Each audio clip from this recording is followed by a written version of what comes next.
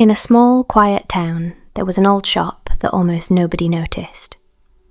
It stood at the end of a narrow street with dusty windows and a wooden door that creaked softly when opened. Above the door, there was a faded sign. Time repairs. We fix what you lost. Most people thought it was just a strange joke, but one evening, a young woman named Lila stopped in front of the shop. She had tired eyes and a heavy heart. "I wish I could go back," she whispered. Without thinking too much, she pushed the door open. Inside, the shop was warm and filled with clocks. Big clocks, small clocks, broken clocks, silent clocks. And behind the counter stood an old man with kind eyes. "Welcome," he said softly. "What would you like to fix?" Lila hesitated. I don't know if you can fix it." "Try me," the old man smiled. She took a deep breath. "I lost time with someone important." The old man nodded, as if he had heard this many times before. "Ah," he said, "that is the most common thing people lose." He walked slowly to a shelf and picked up a small golden clock. "This clock," he said, "does not show hours or minutes." Lila looked closer. The clock had only one word on it. Later. "What is this?" she asked. "This," the old man replied, "is the time people think they have." Lila felt something tighten in her chest. "I always said later," she whispered. "I'll call her later. I'll visit later. I'll say sorry later." Her voice broke. "But now, there is no later."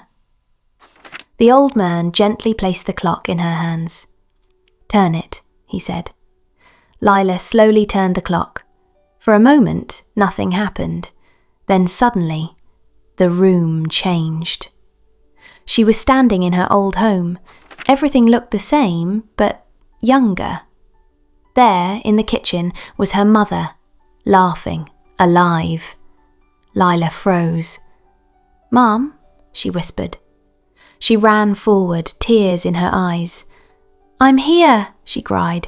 "I came back." But her mother didn't respond.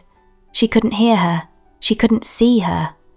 Lila tried to touch her, but her hand passed through like air. "What is this?" she shouted. The old man's voice echoed around her.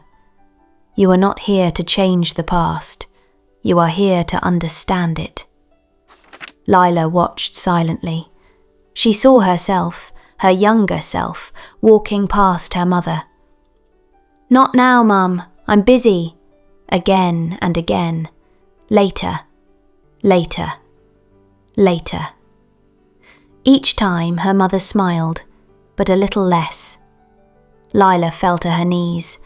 "I didn't know," she cried. "I thought I had time." The world began to fade. She was back in the shop. Tears were running down her face. "Can I fix it?" she asked. "Please. I'll do anything." The old man looked at her gently. "No," he said softly, "but you can do something else." He pointed to her heart. "You can stop saying later, before it becomes never." Lila left the shop that night, holding nothing in her hands. But something had changed inside her. The next morning, she picked up her phone. She called her father. She visited her friend. She said, "I'm sorry." She said, "I love you." Not later. Now. And the old shop? Some say it disappeared. Some say it's still there, waiting for the next person who believes they still have time. Later is the most dangerous lie we tell ourselves, because sometimes later becomes never.